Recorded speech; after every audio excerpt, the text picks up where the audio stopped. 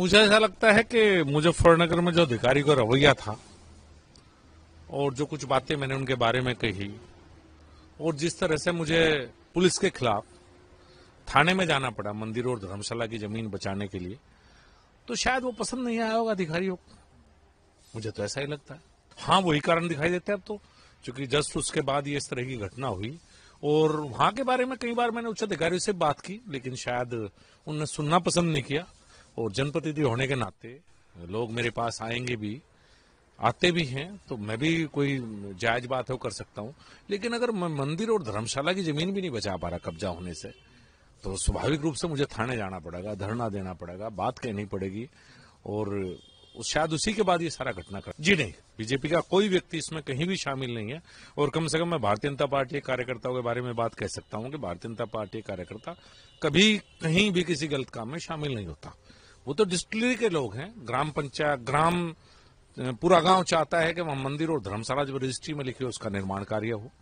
और पिछले कुछ दिनों से पुलिस की मिली भगत से उस पर कब्जा कर लिया गया। मूर्तियां थी वो हटाई गई वहां पे और दीवार कर ली गई। तो गांव एक तरफ है और डिस्टिलरी दूसरा पक्ष है। पुलिस और प्रशासन पूरी तरह से शराब की जो फैक्ट्री है उसके पक्ष में है। स्वाभाविक रूप से मैं गांव वालों के पक्ष में रहूंगा।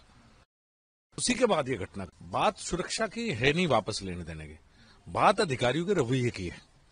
बिना सुरक्षा भी बहुत लोग हैं, पूरा पश्चिम उत्तर प्रदेश है, सब लोग हैं, मुझे कहीं कोई डर नहीं है। और बात सुरक्षा मुद्दा ही नहीं है। मुद्दा यह है कि क्या पुलिस अधिकारी इस तरह के व्यवहार कर सकते हैं जनप्रतिनिधियों के साथ? क्या बिल्कुल किसी की बात नहीं सुनेंगे? क्या सरकार में अधिकारी इतने इस तरह से स्वतंत्र हो चुके हैं कि कोई जायज बात भी सुनने के लिए तैयार नहीं? सवाल यह है कि भारतीय जनता पार्टी के कार्यकर्ता को अगर कष्ट हो, अभी तो मैं कार्यकर्ता हूं, मैं कहीं मंत्री नहीं हूं, तो कार्यकर्ता क्या करें जब पुलिस प्रशासन उनकी बात ना सुने? ये मेरे जैसी पीड़ा बहुत से कार्यकर्ताओं की है। उत्तर प्रदेश में बहुत कार्यकर्ता हैं जो इस तरह की पीड़ा लिए घूम रहे हैं। वो पीड़ा मैंने व्यक्त की। मैं एक बात कहूंगा, बहुत अच्छा भी है सरकार का पक्ष, लॉ एंड ऑर्डर बहुत बेहतर हुआ है यूपी में। लेकिन ये शिकायत अकेली मेरी नहीं है कि जनप्रतिनिधियों की नहीं सुनी जाती। अगर ये शिकायत होगी तो ज्यादातर लोगों की उत्तर प्रदेश में आपको ये शिकायत मिलेगी। और वही पीड़ा मैंने रखी है। अब ये बात तो नहीं मैं कह सकता, वो जानते हैं वो किस पर कर रहे हैं, लेकिन मैंने अपनी पीड़ा वहां तक पहुंचाई है। और ये पीड़ा मेरे जैसे और कार्यकर्ताओं की भी है। और मैं चाहूंगा कि भारतीय जनता पार्टी के मुख्यमंत्री हैं, मेरे मुख्यमंत्री हैं, वे इस पर ध्यान दें। नहीं, मैं पक्षपात क्यों कहूंगा कोई भी बात? मैं तो ये कहूंगा कि जो मेरी पीड़ा है उस पर सरकार ध्यान दे।